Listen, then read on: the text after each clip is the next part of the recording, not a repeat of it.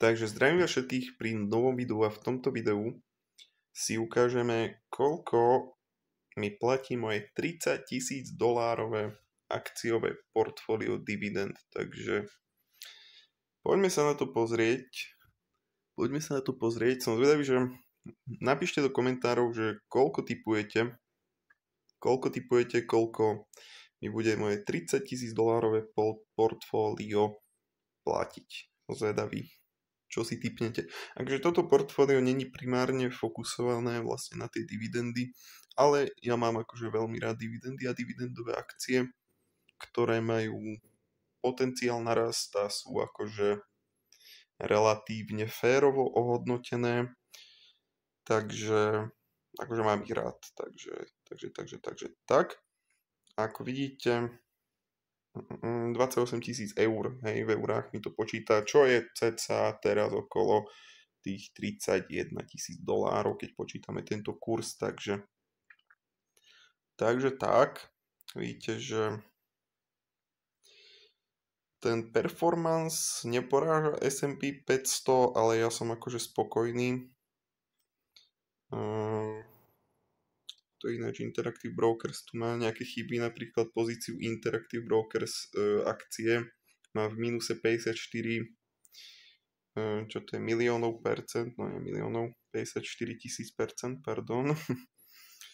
Takže zaujímavé.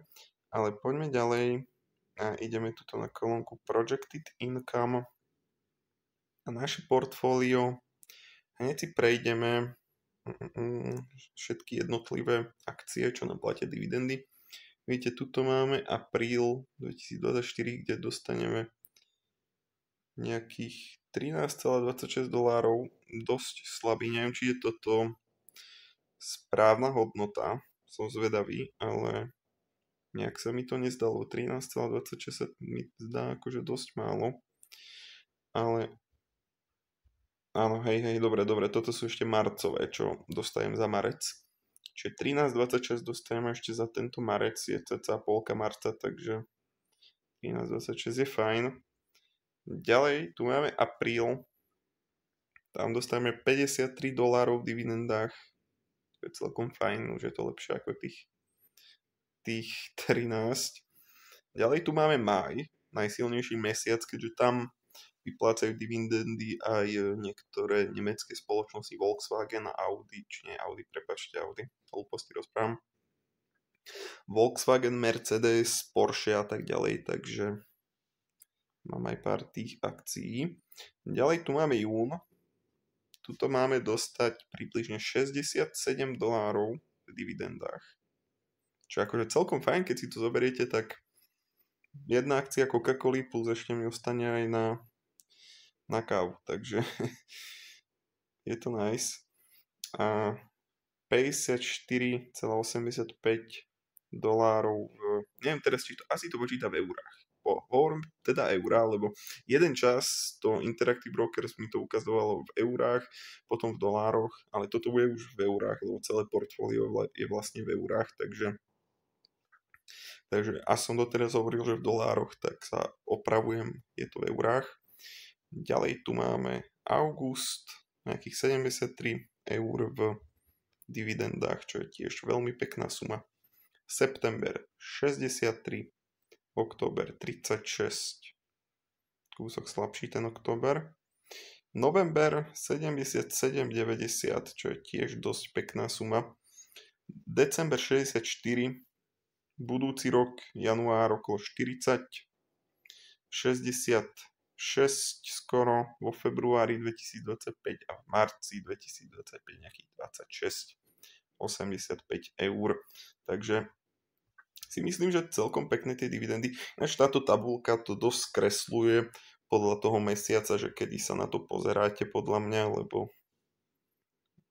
napríklad tuto máj je 135, hej, a dajme tomu ten október 36,5, takže je tam dosť veľký rozdiel. Ale poďme na tú výslednú sumu a je to krásnych 773 eur, ktoré dostanem v dividendách. Yield portfólia je nejakých 3,09%. tá momentálny yield, hej, yield on cost bude určite o niečo vyšší, čiže yield on cost je vlastne ten dividend yield, ktorý som ja reálne za to zaplatil. Yield on cost je vlastne to, čo som teraz povedal, hej, sorry. A tento dividend yield to už vlastne zahrania tieto momentálne ceny, čo sú, čiže 3,09 je momentálne, nechcem hovoriť hlúposti, že koľko mám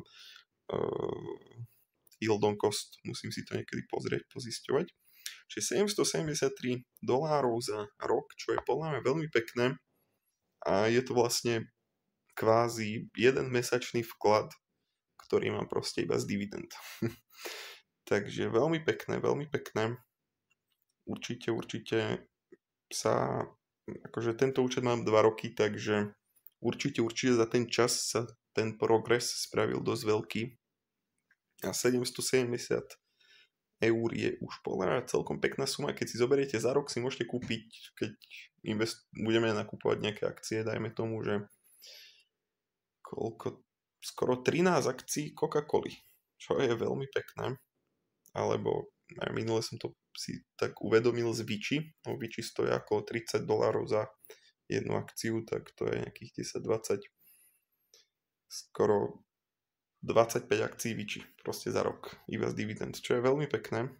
A určite tie dividendy proste reinvestujem a nemám nastavený nejaký drip alebo niečo, že proste nech to investuje naspäť do tej istej akcie, ktorá mi to vyplatila, ale proste kúpim niečo za tú sumu, čo je akurát podľa môjho uváženia v dobrej cene.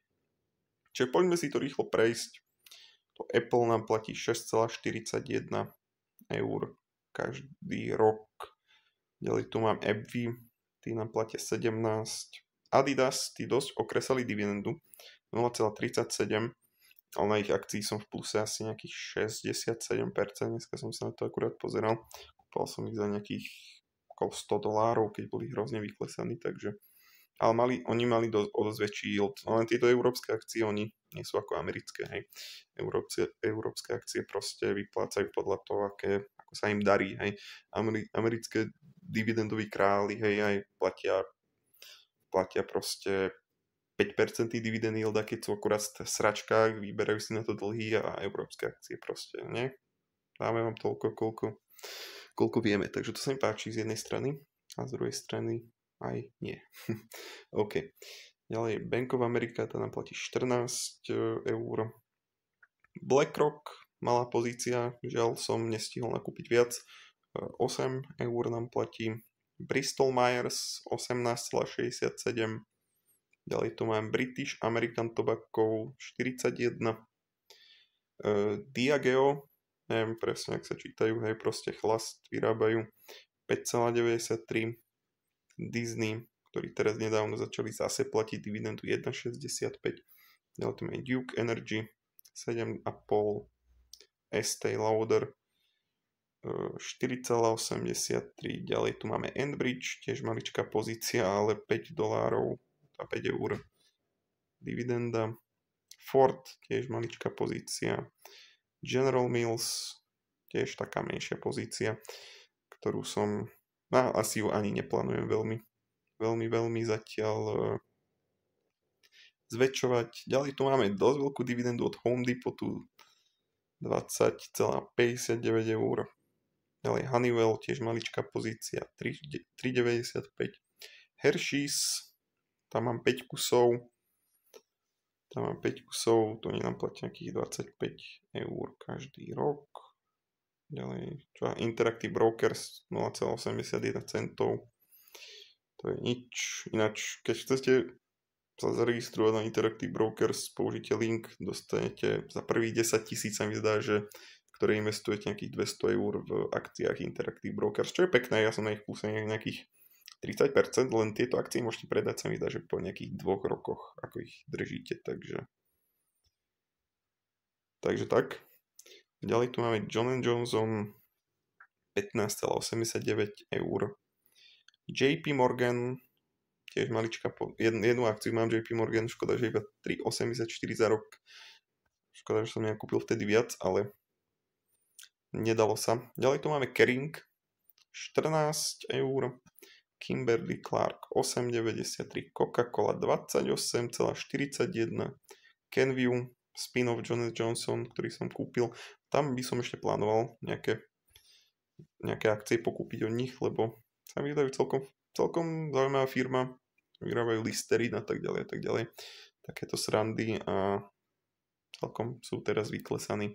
Aj keď mali IPO minulý rok niekedy, takže keďže to bol spin-off, ale uvidíme, čo s nimi. Ďalej Leggett & Platt, dosť vyklesaná pozícia. 8,42 nám platia Loves, neviem. 4 eurá nám platia, tam mám tiež iba jeden kus. Mercedes 15,9. MC, to je Louis Vuitton Moet Hennessy, tí nám platia 13 eur. McDonald's 12, Medtronic 7,5, McCormick 10, Microsoft 11, Nasdaq 4, Next Era Energy, tam som tiež dosť v mínuse ináč. Plánujem možno dokúpiť, zredukovať tú stratu kúsok a navýšiť pozíciu, uvidíme. Keď klesne ešte nižšie, tak nad tým pouvažujem. Nike nám platia 4 eurá. NNN, čiže Triple N, to je Reed. Niečo ako Realty Income. Podobný princíp, oni nám platia 16,5 eur. Ďalej tu máme Realty Income. Zatiaľ momentálne moja najväčšia pozícia, ktorú stále zväčšujem, lebo si myslím, že teraz tieto ceny sú brutálne vyklesané, takže tak, môžeme o tom natočiť niekedy aj video. P911, to je Porsche, oni platia malú dividendu. PAH 3D, hej, to je vlastne tiež akoby Porsche Holdings, oni držia Volkswagen a tak ďalej. Kúsok zložitá firma, myslel som si, že jej rozumiem, pritom jej nerozumiem, takže dosť malá pozícia, držím to, hej. Nevyznám sa do nich veľmi, žiaľ, to som kúpil niekedy pred rokom, ale neviem prečo. Ale akože v pohode, neplánujem to predať, ale veľmi to nerozumiem teraz, keď sa na to spätne. Možno vtedy, keď som to kúpil, som tomu rozumel, ale teraz tomu nerozumiem, nevadí. Ďalej tu máme Pepsi, ktorá je stále za krásne ceny. Za 27,79 eur nám platia. Pfizer, jeden kus, to vlastne má iba taká takzvaná watcher pozícia, že vlastne iba sledujem, čo s tým. Možno prikúpim, možno nie. Philip Morris, 9,5 nám platia, tam máme 2 kusy, to som kúpil ešte, keď som začínal, ale plánujem to držať akože kvalitná spoločnosť. PPG, hej, oni sú niečo podobné ako Sherwin-Williams, vyrábajú farby. 2,38, tiež malá pozícia. Qualcomm 5,95. RI, to je Pernod Ricard, hej, Absolut vodka jedno s druhým. Becherovka a tak ďalej. 4,7 eur. RTX, Raytheon, to je proste obranná spoločnosť. 8,6, tam máme 4 kusy. Starbucks, dosť veľká pozícia, chvála Bohu, konečne. Túto pozíciu som chcel dlho budovať a konečne sa mi ju podarilo vybudovať. Aspoň tak mierne, ako by som chcel, ale zatiaľ stačí. Oni nám platia 23 eur skoro. SHV, Sherwin-Williams, 2,75. Ešte mi zaplatia túto dividendu, ale predal som ich s nejakých skoro 40% ziskom. Mal som tam iba jeden kus, ale tá akcia sa mi zdala, že už brutálne nadhodnotená, že nejakých 40 PI mali, alebo 36 PI, čo je podľa mňa pre spoločnosť, ktorá má síce rýchly rast, ale predávajú iba farby dosť veľa, podľa mňa to PI, aj keď oni to historické PI majú dosť vysoké, takže tak, ale možno ich prikúpim naspäť, keď budú možno za nejakých $250, z PI možno nejakých 25, hej, to by som bral. Ale za 36 PI, kámo, spoločnosť, čo vyrába farby. Asi bolo dobré realizovať zisk, aj keď malý, ale zisk, no nejakých $90, skoro 100 som na ich zarobil, s tým, že som držal jednu akciu, takže not bad. Ďalej Southern Company, 10,25. Sony, euro. Stag Industrials, tiež menšia pozícia. 5,4 eur, oni tiež platia sa mi zdá, že mesačne. SVK, čiže Stanley Black & Decker, skoro 3 eur. Target 4, Taiwan Semiconductor 9, Tyson Foods 3,59, Texas Instruments 16,66, tiež dobrá akcia, Texas Roadhouse 5,5, Union Pacific, to je jedno, 9,5, Vichy Properties 44, Volkswagen 26, ďalej Verizon 15, Waste Management, ktorý teraz brutálne vystrelil. Tiež mi ľúto, že som nestihol vybudovať väčšiu pozíciu, ale uvidíme do budúcna. 6,86 nám platia WP Carry 37,78. Takže toto je moje dividendové portfólio, akcie, ktoré platia dividendy z môjho portfólia. Napíšte, čo si o tom myslíte, napíšte mi, aké akcie máte vy, čo by ste mi doporučili, akú akciu, ktorá platí dividendy aj momentálne možno podhodnotená alebo za dobrú cenu. Som rád, že ste si toto video pozreli, aj keď pochybujem, že niekto toto video dopozeral. Ak si to dopozeral, tak tam hoď like, budem rád a ja sa s vami lúčim. Ahojte.